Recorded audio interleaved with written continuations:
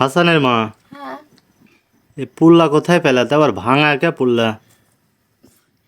পোলা পারতে পারিনি তো ভাঙতে টান মারিছে কুটা দিয়ে আর ভেঙে গেছে। অনেক দূর সুস্থ ছিল। একবারে টাটকা সবজি দেখো, সার বিষ ছাড়া এই সবজিগুলো মাছ দিয়ে রান্না করলে অনেক স্বাদ লাগবে।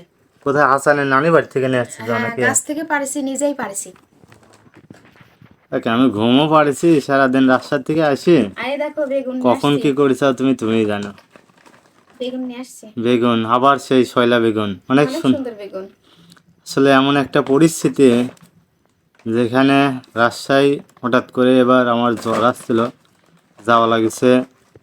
তো আসলে টাকা পয়সা তো এখন অনেক কষ্টের পরে জোগাড় করেছি, শ্বশুর বাড়ি থেকে অনেক কষ্ট করে জোগাড় করে দিয়েছেন, এবার অনেক টাকাই খরচ। তো তারপরেও ওষুধ লিখে দিয়েছেন, আবার 15 দিন পর যাইতে বলেছেন। এখনও ওষুধটা 2 দিনের তুলেছি, তাই না সেদিন? তো এইগুলাই খালি নাকি না মরিচ জানো না এবার? অল্প করে নিয়ে আসছি। মরিচ, হ্যাঁ, আবার দিয়ে যাবি না। মরিচ গাছ কি বেঁচে আছে এখনো নাকি? অনেকগুলো মারা গেছে আর অল্প কটা আছে। মরিচের দামটা কিন্তু এখন অনেকই কম, কম আছে। মনে হয় 20 টাকা না 30 টাকা পাওয়া যায়। হোক, আসলে 20 টাকা আমার কাছে এখন এই মুহূর্তে মনে হয় যে 20,000 টাকার মতো। তো এই যে বেগুনগুলো আছে এখানে, শুধু 1 কেজি আলু কিনলে পারেই যাই হোক বেগুন ভর্তা পুল্লা মুল্লা এইগুলো দিয়ে আমরা একটা সপ্তাহে তরকারির মানে বাজার খরচটা লাগবে না আর কি, নাকি? হুম, শুধু 1 কেজি আলু লাগবে না। আলুর দামও তো এখন আস্তে আস্তে খালি বাড়তেছে, প্রায় 60 টাকা থেকে 70 টাকা হয়ে গেছে। তো এখনই বাঁচতে চাও নাকি মরিচ? বেশি তো নষ্ট হয়ে যাবে। তবে আমার সব কিছু যেতে আমার পুল্লাগুলো আমার বেশি পছন্দ হয়েছে। পুল্লা, এই পুল্লা মাছ দিয়ে রান্না করলে সেই টেস্ট হবে। আসলে এই পুল্লার জন্য যদি তুমি গুড়ি মাছ আছে না, ছোট মাছ। হ্যাঁ ছোট মাছ হচ্ছে গায়ে পুল্লা দিয়ে পুরপুরা করলে অনেক স্বাদ লাগে, কিন্তু তাই লাগে না?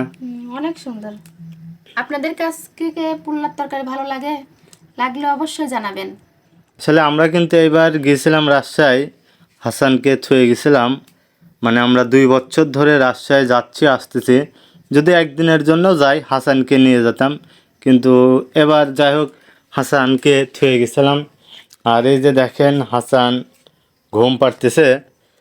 মানে আমরা তো ভাবছিলাম যে যেহেতু জ্বর আসছে 2-3 দিন থাকা লাগবে, আর হাসান হচ্ছে গিয়া নানির বাড়িতে থুয়ে গেছিলাম হাসানকে। মানে ওনার হচ্ছে হাসানের খালারা আসছিল এখানে, আর হাসানের মামাতো ভাইরা আছে। হাসানের হচ্ছে অত বড়ই, হাসানের থেকে বড় ছোট, মানে হাসানের জোয়ারি এক কথায়। তো হাসান এই জন্য এবার কাঁদেনি। প্রথমবার আমার মনে আছে যে এবার হাসানকে আমরা প্রথমে অসুস্থ ছিলাম, তখন হাসানকে নিয়ে হাসানের মামা সারাটা রাত হুন্ডাই নিয়ে বেড়াইছিল। মানে সেই কথায় হাসানের মামা এখনও বলে। তো হাসানকে এই দেখেন, মানে ওইখানে হয়তো ঘুমাইতে পারে না ঠিকভাবে, সারাদিন খেলেছে। তো বাড়িতে আসার পরে দেখেন ঘুমাইছে। আজকের ভিডিওটা এ পর্যন্তই। সবাই ভালো থাকবেন, সুস্থ থাকবেন, আমাদের জন্য দোয়া করবেন।